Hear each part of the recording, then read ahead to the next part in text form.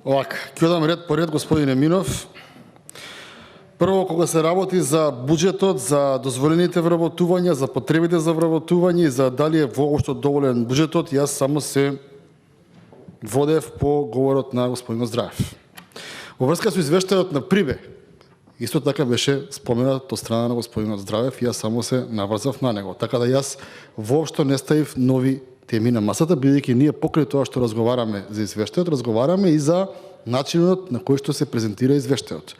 Инаку мојата дискусија, сте што ја слушаа, беше многу конструктивна дискусија, во која што никогаш не кажав која политичка партија е во право или која не е политичка партија во право, едноставно ја ставив политиката и судството дека треба да бидат антагонизми, а не да бидат пријатели. Понатаму зборувавте за тоа целото моје познавање дека сум го вложил на воена дискусија, значи вие сте, ви кажав еднаш, ќе ви кажам уште еднаш, вие сте во ова собрание познат како познавач на земјоделство, на овоштарство, на лозарство. Вие се разбирате во медицина, се разбирате во вселена, се разбирате во надворешна политика. И верувајте ми дека вашите критериуми за тоа колку јас знам воопшто не ме допираат. Она кое што ме допре на реченица е таа позната реченица која што е мајка на многу проблеми во ова општество, а тоа е: ние со тоа си ја завршиме работата. Ние со тоа си ја завршиме работата дека во Собраниево, го повторите 3 пати. Господине Панчо Минов, вие сте пратеник од 90-та година во Собрание. Од што таквите генерации како вас, ние со тоа си ја завршиме работата, Македонија нова дереже. И во судството, и во обвинителството, и во надворешна политика, и во економија, и во здравство, и во секаде. Од што тоа ние си ја завршиме работата и натаму не интересира, оваа генерација на политичари нема право на грешка, нема право на ставање на проблеми под тепихот, бидејќи вашата генерација толку многу проблеми остави под тепихот, што едноставно нешто нема простор каде да ги ставиме, туку едноставно мораме да ги вадиме и да ги решаваме. Понатаму, во интерес на јавноста, зборувавте за како требало да се финансира судскијата власт. Јас бев многу дециден и кажав дека јас, и тоа е факт, има видеа, се борев за поголем буџет на судството и поголем буџет на обвинителството, вие бевте против, гласавте. И на човекот му кажувам, почитувам председателе, секогаш кога ќе барате с големен буџет, дигнете го гласот, јас со име и презиме ќе ве поддржам. Ја знам тука што не ви е логично. Понатаму, не може ние воопшто да се интересираме како пратеници за судии. Господине Минов, иако сте пратеник од 90-тите години, изгледа не знаете дека ова собрание бира судии.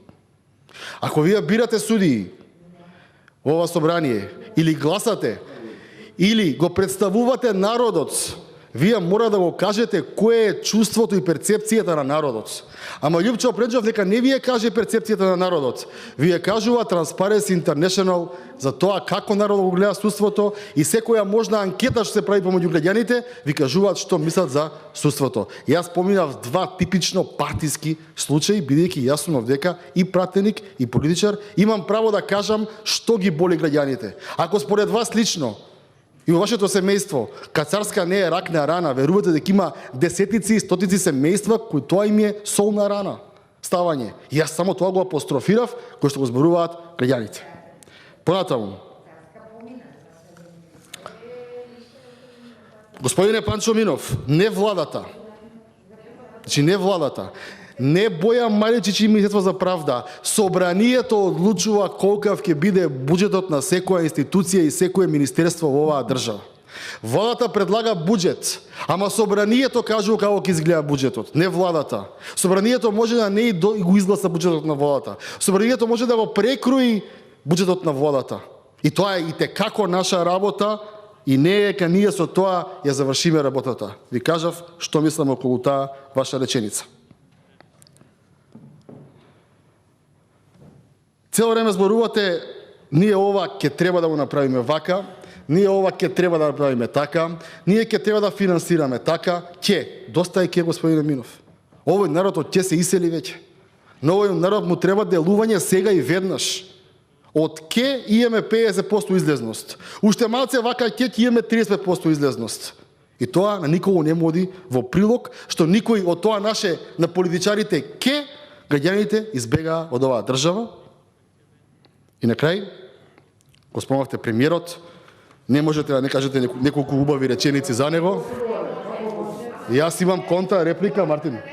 Контра реплика имам на тоа што тој го зборуваше. Зборувавте за премиерот. Јас премиерот не го навредив воопшто. Ниту го нападнав премиерот за вие да имате причина да го браните. Јас кажав дека било кој политичар во Македонија кој што ќе почне да дава изјави, а судството, обвинителството, судските одлуки ќе си ги препишува како свој. Секој оној политичар во Македонија кој што ќе вика јас ќе ви донесам правда на сите во судовите, јас ќе направам вака, само ги охрабрив судиите да му кажат и на власт и на опозиција каде му е местото. И затоа сте вие нервозен, бидејќи вие не знаете принципиелно да дебатирате. Јас не го нападнав премиерот, сега е заев премиер, тоа е факт.